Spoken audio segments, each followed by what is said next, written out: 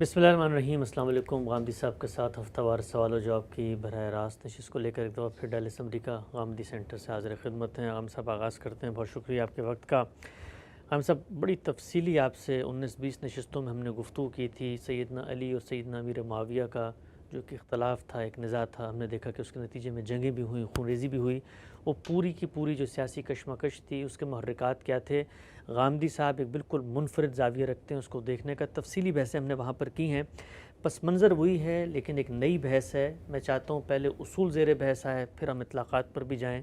पहला सवाल आज की नशिस्त में आपकी खिदमत में ये है, आपकी नज़र में दीनी लिहाज से किसी हुकूमत को कायम करने का सही दुरुस्त शरई तरीका क्या है, और क्या कोई हुक्मरान रुखसत होते वक्त किसी को वली अहद बना सकता है, जानशीन मुकर्रर कर सकता है, अपना ये तय कर सकता है कि मेरे बाद ये हुक्मरान होगा, क्योंकि वो चला जाता है और जाने के बाद क्या ये ज़रूरी है उस हुक्मरान के लिए भी कि वो पूरी की पूरी सल्तनत से एक तरीके से बैत ले, उनसे रजामंदी हो, लेकिन अगर उसको कोई तस्लीम ना करे तो क्या उसकी विलायत नाफिज हो जाती है?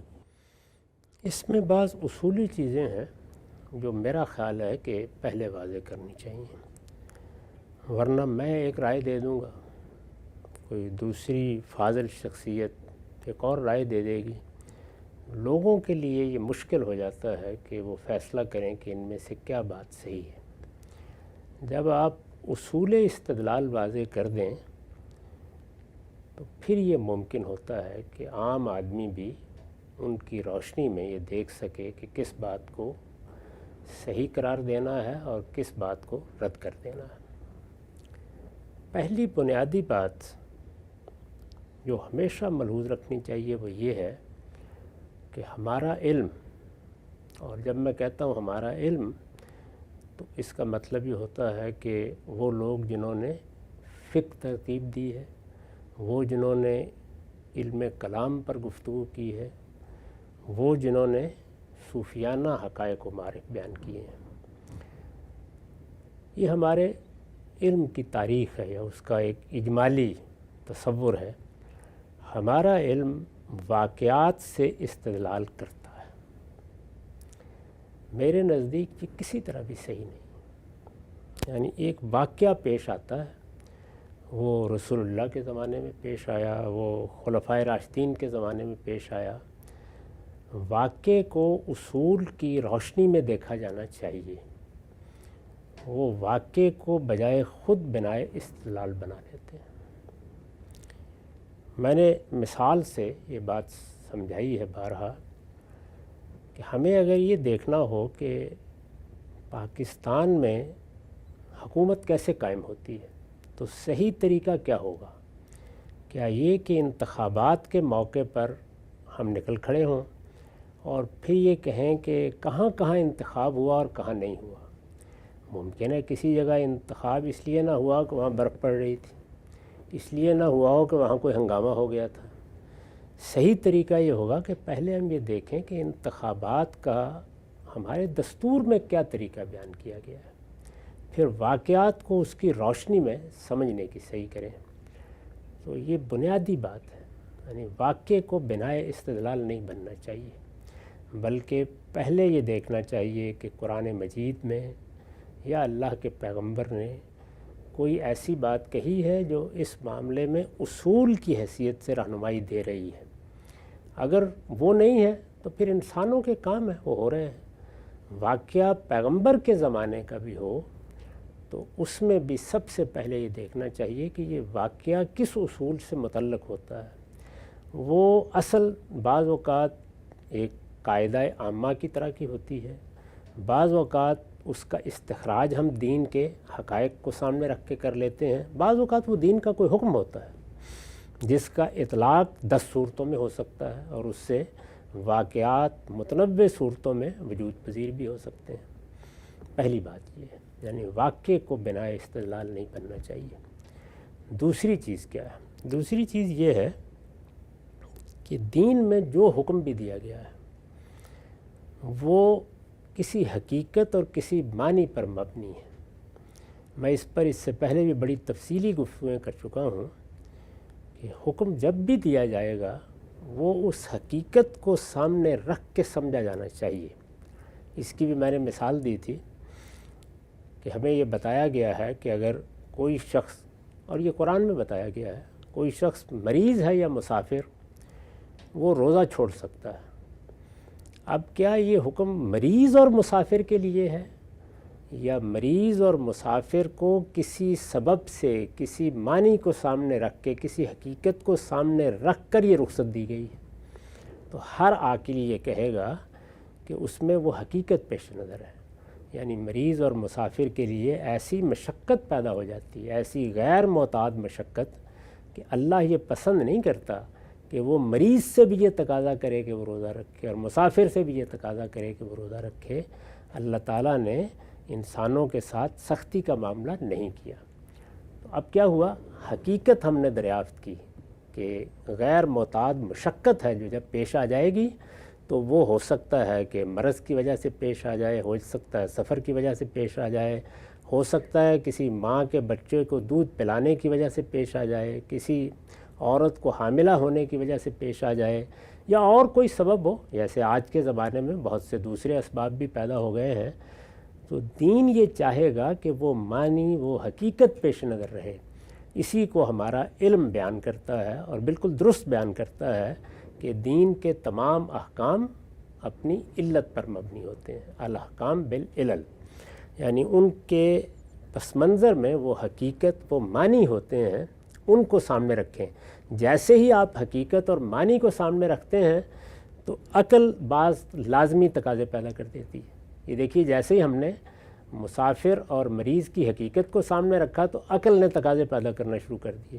وہ کہتی ہے کہ جو مشقت مریض کو ہوتی ہے وہ تو فلاں کو بھی ہوتی ہے، جو مسافر کو ہوتی ہے وہ تو فلاں کو بھی ہوتی ہے۔ تو عقل فوراً تقاضے پیدا کرنا شروع کر دیتی ہے۔ اس سے جو چیز وجود میں آتی ہے وہ کیا ہے؟ قیاس۔ ہماری فقہ میں اس کو چوتھا پاخذ قرار دیا گیا ہے نا۔ کیوں قرار دیا گیا ہے؟ اس لیے کہ دین کے تمام احکام جس حقیقت پر مبنی ہے وہ حقیقت عقلی تقاضے پیدا کر دے گی، اور عقلی تقاضے پھر گویا اس حکم کے وجود میں آتے ہی اس کے ساتھ لاحق ہو جاتے ہیں۔ اسی کو بیان کیا جاتا ہے کہ جب دین میں کوئی حکم دیا جاتا ہے تو وہ دین کے حکم کی حیثیت سے جس وقت پیدا ہوتا ہے، یعنی جب وہ صادر ہوا، صادر ظاہر ہے اللہ سے ہوگا، اللہ کے پیغمبر سے ہوگا، جیسے ہی وہ صادر ہوا اس کی پیدائش کے ساتھ ہی وہ عقلی تقاضے بھی پیدا ہو گئے، یعنی یہ نہیں ہے کہ وہ بعد میں آتے ہیں۔ تو اب اگر کوئی شخص عقلی تقاضوں کو بیان کرے گا، ایک فقیہ بیان کرتا ہے، پیغمبر خود بیان کرے گا، اللہ تعالیٰ قرآن مجید میں بیان کر دیں گے، تو اس میں حکم میں کوئی تبدیلی نہیں ہو گئی۔ یہ اصل میں وہ وضاحت ہے جو عقل کہتی تھی کہ ہونی چاہیے، انسانوں پر چھوڑ دیا گیا تھا معاملے کو، انہوں نے اللہ کی طرف رجوع کیا، اللہ نے وضاحت کر دی۔ اس کو بھی ایک مثال سے سمجھ لیے، اس لیے کہ لوگ جب تک بات اصول میں ہوتی ہے عام طور پر اس کو اس طرح نہیں گرفت میں لے سکتے۔ قرآن مجید میں آپ کو یاد ہوگا سورہ نساء میں یہ کہا گیا ہے کہ جو مرد و عورت بدکاری کرے ان کو ایذا دو۔ جی، اب لمحے بھر کے لیے دیکھیے کہ ایذا دو یعنی ان کو کوئی ایسی سزا دو جس میں انہیں جسمانی ایذا پہنچے، یہ بات بیان کی گئی ہے۔ تو لفظوں سے معلوم ہو گئی۔ آپ نے جیسے ہی یہ حکم قرآن میں پڑھا تو اب آپ چاہیں گے نا کہ عدل کے ساتھ معاملہ کیا جائے۔ یہ تو نہیں کر سکتے کہ مجھے آپ اس طرح ایذا دیں کہ ایک انگلی لگا دیں، دوسرے کو ایک مسواک لگا دیں، یہ تو نہیں کر سکتے۔ تو جیسے ہی آپ اس حکم پر عمل کریں گے تو عقل تقاضا پیدا کر دے گی کہ آپ ایذا کو متعین کریں، کیونکہ عدل یہی کہتا ہے، انصاف یہی کہتا ہے، کنسسٹنٹ ہونا چاہیے۔ تو لوگ کیا کریں گے؟ وہ پھر متعین کریں گے کسی پارلیمنٹ میں بیٹھ کے کہ اللہ نے کہہ دیا ہے کہ ایذا دو، تو اب ہم مثال کے طور پر 2 کوڑے، 10 کوڑے، 50 کوڑے یا کوئی اور ایذا کا طریقہ مقرر کر رہے ہیں، یہی ہوگا۔ تو یہ کیا ہوا کہ اللہ تعالیٰ نے جو بات کہی تھی اس کو ہم نے متعین کر دیا۔ یہ تعین اللہ کے حکم کا بیان ہے، اس میں کوئی نئی چیز نہیں ہوئی، یعنی وہ بیان ہم نے کر دیا، اس کی وضاحت ہم نے کر دی کہ عدل یہ کہتا ہے کہ اتنی سزا دینی چاہیے۔ اسی اصول کے اوپر خود اللہ تعالیٰ نے سورہ نور میں مقرر کر دی، یعنی بعد میں جب یہ اندازہ ہوا کہ اس میں لوگوں پر نہیں چھوڑنا ہے بلکہ اللہ نے خود سزا مقرر کرنی ہے، تو یہاں جو فرمایا تھا ایذا دو، سورہ نور میں بتا دیا کہ وہ اب 100 کوڑے کی ایذا ہوگی، اگر کوئی عذر نہیں ہے کسی کے پاس، عذر ہے تو وہ الگ بحث ہے۔ تو کیا معلوم ہوا کہ جیسے ہی حکم دیا جاتا ہے اس کے لازمی عقلی تقاضے پیدا ہو جاتے ہیں، کیونکہ وہ کسی حقیقت پر مبنی ہوتا ہے۔ وہ عقلی تقاضے اس کی پیدائش کے اندر موجود ہوتے ہیں، ان کو صرف نکال کے باہر بیان کرنا ہوتا ہے، اس سے نہ کوئی نسخ ہوتا ہے، نہ کوئی تبدیلی ہوتی ہے، نہ کوئی تغیر ہوتا ہے، یہ لازمی نتیجہ ہے اس کا۔ دوسری بات، تیسری بات یہ کہ اللہ تعالیٰ نے قرآن مجید میں یہ بتا دیا ہے کہ میرے احکام جتنے بھی میں نے دیے ہیں کوئی معذور اس کا مخاطب نہیں ہے۔ معذور کا مطلب یعنی جس کے پاس اس حکم پر عمل کرنے کی طاقت نہیں ہے۔ یہ دونوں سطحوں پر بتا دیا ہے۔ ایک تو یہ اصول بتایا کہ لا یکلف اللہ نفسا الا وسعہا، میں نے اپنی شریعت میں کسی کو تکلیف مالا یطاق نہیں دی، ایسی تکلیف نہیں دی جس کو وہ اٹھا نہیں سکتا۔ دوسرے، میں نے اپنی عبادات میں بھی یہ اصول ملحوظ رکھا ہے کہ یرید اللہ بکم الیسر ولا یرید بکم العسر، اللہ اس میں آسانی پسند کرتا ہے، لوگوں کو مشقت میں ڈالنا پسند نہیں کرتا۔ تو اب یہ بات بالکل واضح ہو گئی کہ دین میں جو حکم بھی دیا جائے گا، وہ کسی حرمت کا معاملہ ہے، وہ کوئی ہدایت ہے، وہ لوگوں کے حالات کے لحاظ سے، فرد کو دیا گیا ہے تو فرد کے حالات کے لحاظ سے، معاشرے کو دیا گیا ہے تو معاشرے کے حالات کے لحاظ سے وہ معذورین کو مخاطب نہیں کرے گا۔ اس کو امام شاطبی اس طرح بیان کرتے ہیں اپنی موافقات میں کہ یہ جتنے احکام ہیں معذورین پہلے دن سے ان کے مخاطب ہی نہیں تھے۔ عذر مجھے پیش آ گیا، آپ کو پیش آ گیا، اسی اصول پر یہ بتایا ہے نا کہ میں نے یہ کہا ہے تمہیں، اللہ تعالیٰ کہتے ہیں کہ تم نے فلاں فلاں چیزیں نہیں کھانی، وہ حرام ہے، لیکن اگر کسی کو اضطرار پیش آ گیا، یا جیسے ابھی میں نے روزے سے استثناء کی مثال دی، یا جیسے نماز کے بارے میں بتایا کہ تم اتر نہیں سکتے، سفر میں ہو، کوئی خطرے کی صورتحال ہے، تو کیا کرو، فرجالن و رکبانا، یعنی تم پیدل چلتے ہوئے پڑھ لو، تم سواری پر بیٹھے ہوئے پڑھ لو۔ تو تین باتیں میں نے آپ کی خدمت میں عرض کی، اور یہ تینوں بڑی بنیادی باتیں ہیں۔ واقعات سے استدلال نہیں کرنا چاہیے، واقعات کو ہمیشہ اصول کی روشنی میں سمجھنا چاہیے، پہلی بات۔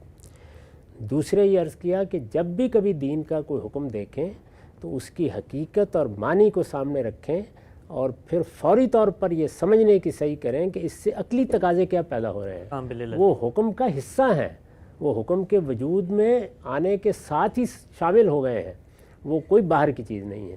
اور تیسرے یہ کہ دین کے تمام احکام جہاں جہاں بھی بیان ہوئے ہیں ان کا مخاطب کوئی ایسا شخص نہیں ہے، خواہ وہ فرد کو دیے گئے ہیں تو فرد نہیں ہے، معاشرے کو دیے گئے ہیں تو معاشرہ نہیں ہے، جس کے لیے ان پر عمل کرنے میں کوئی سخت مشکل پیش آ رہی ہے، جس میں جان مال آبرو کو کوئی خطرہ لاحق ہونے کا اندیشہ ہے اگر عمل کیا جائے۔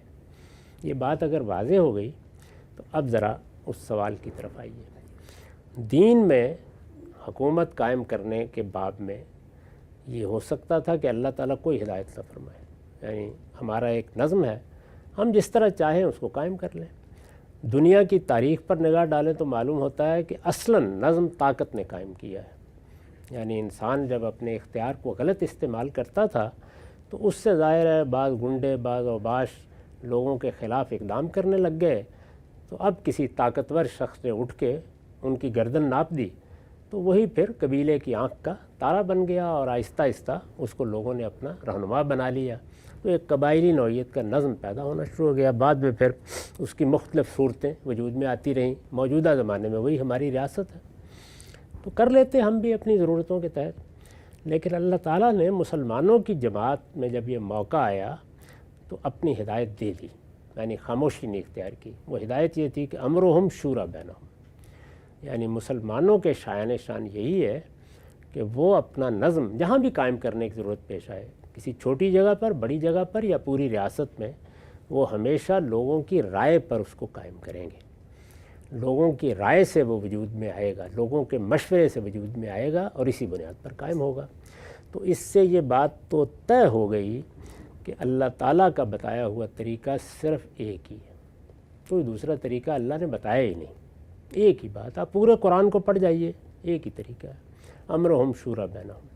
یعنی اللہ کا پسندیدہ طریقہ یہی ہے، اللہ تعالیٰ نے اسی کو تجویز فرمایا ہے، اسی طریقے کی پیروی کرنی چاہیے۔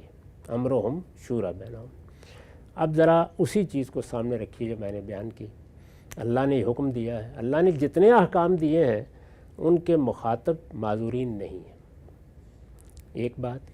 اور دوسرے یہ کہ جب یہ حکم ایک اجمالی طریقے سے دیا گیا ہے تو جو حالات ہوں گے ان کے مطابق ہی اس پر عمل کیا جائے گا۔ ٹھیک۔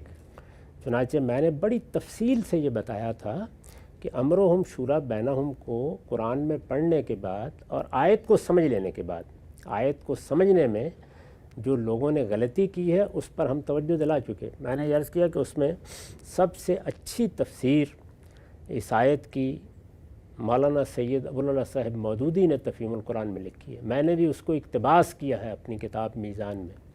میرے نزدیک اس میں لفظ کا حق ادا کر دیا گیا ہے اور ہر چیز واضح کر دی گئی ہے، اور بتا دیا گیا ہے کہ یہ محض مشورہ کر لینے کا حکم نہیں ہے، بلکہ اس میں یہ ہدایت ہے کہ حکومت، ریاست، اس کے معاملات میں سب فیصلے لوگوں کی رائے کی بنیاد پر ہونے چاہیے، نظم رائے سے وجود میں آنا چاہیے، اس کی تائید پر قائم ہونا چاہیے۔ رائے کے بارے میں اس وقت بھی دنیا یہی مانتی ہے، قدیم زمانے میں بھی یہی تھا کہ وہ ارباب حل و عقد کی وساطت سے لی جائے گی۔ یعنی یہ تو نہیں ہو سکتا نا کہ اس وقت مثال کے طور پر امریکہ کی آبادی 38 کروڑ ہے تو سب کے سب لوگ رائے دے دیں کسی معاملے میں، ہر معاملے میں نہیں ہو سکتا، تو آپ ان کے نمائندے منتخب کرا لیتے ہیں۔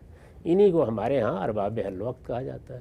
ارباب حل و عقد آج منتخب کرائے جا سکتے ہیں، قدیم قبائلی تمدن میں وہ پہلے سے طے ہوتے تھے۔ یعنی ایسے لوگ جن کو سوسائٹی اپنا رہنما سمجھتی ہے، وہ مختلف لوگوں کو ریپرزنٹ کرتے ہیں، وہ ان کے نمائندے سمجھے جاتے ہیں، انہی کی رائے سے نظم قائم کر لیا جاتا تھا۔ خلفائے راشدین نے امرہم شورا بینہم پر عمل کرتے ہوئے یہی طریقہ اختیار کیا۔ اب اس طریقے پر فرض کیجئے کہ کسی وقت عمل کرنا ممکن نہ رہے، میں نے ابھی عرض کیا نا کہ عمل کرنا فرد کے لیے ممکن نہیں رہا، اس کو کوئی حلال چیز میسر نہیں ہے، یا اس کے لیے نماز جس طریقے سے بتایا گیا اس طرح پڑھنی ممکن نہیں ہے، تو اسی طرح کا عذر، اسی طرح کا اضطرار معاشروں کو پیش آ جاتا ہے۔ اگر کسی معاشرے کو اضطرار پیش آ گیا ہے تو پھر کیا ہوگا؟ پھر ظاہر بات ہے کہ وہ حکم کا مخاطب نہیں رہے گا، اس لیے کہ اللہ تعالیٰ کے تمام احکام وہ اسی اصول پر ہیں کہ نہ وہ تکلیف مالا یطاق دیتا ہے، نہ لوگوں کو ایسے عسر میں مبتلا کرتا ہے۔ سوسائٹی کو دیکھا جائے گا کیا ہم اس حکم پر عمل کرنے کی پوزیشن میں ہیں۔ اب اگر آپ دیانتداری سے اس نتیجے پر پہنچے ہیں کہ اگر اس حکم پر عمل کیا جائے، یعنی اس کے لیے کوئی طریقہ اختیار کیا جائے تو امن قائم نہیں ہوگا، بدامنی پیدا ہو جائے گی۔ اگر اس کے معاملے میں کوئی اقدام کیا جائے تو اس کا نتیجہ یہ نکلے گا کہ سلطنت ہی بالکل پارا پارا ہو کے رہ کے جائے گی۔ اللہ کے بتائے ہوئے طریقے پہ عمل کریں گے تو نقصان ہو جائے گا۔ بعض اوقات ایسا ہوتا ہے جیسے کہ آپ بھوکے اگر رہیں، اللہ تعالیٰ کے حکم کے مطابق حرام نہ کھائیں تو مر جائیں گے نا۔ اضطرار کس کو کہتے ہیں؟ یا اسی طریقے سے مثال کے طور پر آپ سواری پر ہیں، ادھر جنگ میں تیر برس رہے ہیں، آپ کہتے ہیں کہ میں تو نماز نیچے اتر کے پڑھوں گا۔ دیکھا ہوگا آپ نے بہت سے لوگوں کو، وہ جہاز میں کھڑے ہو جاتے ہیں۔ ظاہر ہے کہ آپ کو یہ معلوم ہے کہ جہاز میں اس طرح کھڑے ہونا یہ حفاظت کے نقطہ نظر سے ایک بلنڈر ہے، نہیں کھڑا ہونا چاہیے آپ کو۔ اسی طرح کا معاملہ اب ٹرین کھڑی ہے، ٹرین نے تو اپنے قاعدے سے چلنا ہے نا۔ آپ اترے اور اتر کے آپ نے اللہ اکبر پلیٹ فارم پر کھڑے ہو کے شروع ہو گئے۔ تو اس طرح کے کسی موقع کے اوپر اصول کیا ہوگا کہ اللہ کے حکم پر عمل کرنا ممکن نہیں ہے، یا ممکن نہیں ہے یا بہت مشقت کا باعث بنے گا، تکلیف کا باعث بنے گا۔ تو اس طرح کے موقعوں پر میں نے پہلے اصول میں یہ بات سمجھائی کہ آپ اللہ کے حکم کے مخاطب نہیں رہے، یہ دیانتداری سے فیصلہ کر لیا۔ یعنی دیانتداری سے فیصلہ کریں گے نا، جب ہم جہاز کی سیٹ پر بیٹھے ہوئے نماز پڑھتے ہیں تو دیانتداری سے فیصلہ کرتے ہیں کہ جہاز میں کھڑے ہو کر نماز پڑھنا یہ ٹھیک نہیں ہے، یہ خطرے کا باعث بن سکتا ہے، جان کے لیے خطرے کا باعث بن سکتا ہے، خود جہاز کی سیکیورٹی کے خطرے کا باعث بن سکتا ہے، یہ کام ہمیں نہیں کرنا۔ تو جب ہم دیانتداری سے اس نتیجے پر پہنچ گئے تو اب گویا کھڑے ہو کر قیام کر کے اس طرح جیسے نماز پڑھی جاتی ہے پڑھنا یہ خدا کا حکم ہی نہیں رہا، یعنی اللہ کا حکم اب ہم سے متعلق نہیں ہے۔ اب جو اللہ تعالیٰ نے بتایا ہے اس کے مطابق ہم بیٹھے ہوئے پڑھ لیں گے، جیسے کہ ہم روزہ رکھتے ہیں یا اور کام کرتے ہیں جب ہمیں مشقت پیش آ جاتی ہے۔ مسافر اسی اصول پر روزہ چھوڑ دیتا ہے، وہ اللہ کے حکم کا مخاطب نہیں رہا۔ مریض روزہ نہیں رکھے گا، روزہ تو رمضان میں فرض تھا لیکن نہیں رکھے گا۔ کیوں نہیں رکھے گا؟ اس لیے کہ وہ جب مریض ہو گیا ہے یا بیمار ہو گیا ہے یا عورت حاملہ ہے یا وہ بچے کو دودھ پلا رہی ہے یا اور کوئی مشقت ہے تو وہ اللہ کے حکم کی مخاطب ہی نہیں رہی، پہلے دن سے مخاطب نہیں ہے۔ تو اسی طرح امرہم شورا بینہم کے بارے میں بھی اگر ایک سیاسی مدبر یا سیاسی مدبرین اس نتیجے پر پہنچتے ہیں کہ اس وقت اگر کوئی بندوبست ایسا نہیں ہے کہ جس کے تحت پرامن انتقال اقتدار کا راستہ نکالا جا سکتا ہے تو ہم اس حکم کے مخاطب نہیں رہے۔ اگر نہیں رہے تو پھر جو دنیا میں کوئی دوسرے طریقے ہوں گے وہ آپ اختیار کر لیں گے۔ دنیا میں جو دوسرے طریقے ہیں وہ بھی انسانوں نے تجربے کی بنیاد پر اختیار کیے ہیں۔ تو ولی عہدی کا طریقہ بھی ہو سکتا ہے، ملوکیت کے دوسرے اصول بھی اختیار کیے جا سکتے ہیں، کوئی اور قاعدہ بھی اپنایا جا سکتا ہے۔ میرے نزدیک اگر کسی معاشرے میں یہ واضح ہو جائے کہ وہاں امرہم شورا بینہم پر عمل کرنا ممکن نہیں ہمارے لیے، حالات ایسے ہیں کوئی شکل سمجھ میں نہیں آ رہی، ظاہر ہے پہلے تو آدمی یہی سوچتا ہے نا کوئی شکل سمجھ میں آنی چاہیے، نہیں آ رہی، تو پھر جو سب سے اچھا نظام ہے وہ ملوکیت ہی کا ہے، اس میں ولی عہدی کا طریقہ پھر اختیار کرنا چاہیے۔ تو کیا ہوا؟ یعنی یوں نہیں ہے کہ اسلام میں دو طریقے ہیں، نہیں، اسلام میں ایک ہی طریقہ ہے۔ جب اس پر عمل کرنا متعذر ہو جائے، ممکن نہ رہے، تو پھر آپ دوسرے طریقے کی طرف چلے جائیے۔ ہم صاحب نقطہ نظر آپ نے واضح کیا، اتفاق اختلاف سے ناظرین قطع نظر عامر صاحب کا یہ خاصہ ہے کہ اصول سے اطلاق کی طرف کا ایک سفر ہوتا ہے، اسی سفر کا ہم نے آج آغاز کیا ہے، اس کو ہم آگے بڑھائیں گے اور یہ جانیں گے کہ اس اصول کی روشنی میں جو رائے انہوں نے اپنائی ہے عملی طور پہ جو زمین پہ ہوا، یعنی سیدنا امیر معاویہ نے پھر یزید کو اپنا جانشین ولی عہد مقرر کر دیا، ان کی اس انتخاب کے بعد کیا جو کچھ معاملات ہوئے وہ معاملات کی نوعیت کیا تھی، ہم سب کچھ جانیں گے۔ کیا ان کی حکومت بالحق تھی، بالفعل نافذ ہو چکی تھی، کیا اس کے خلاف خروج جائز تھا، جو کچھ اقدامات ہوئے، صحابہ کرام کا جو اسوہ تھا، سب کچھ زیر بحث آئے گا۔ وقت یہاں پہ ختم ہوتا ہے، دوبارہ حاضر خدمت ہوں گے، اب تک آپ کا بہت شکریہ۔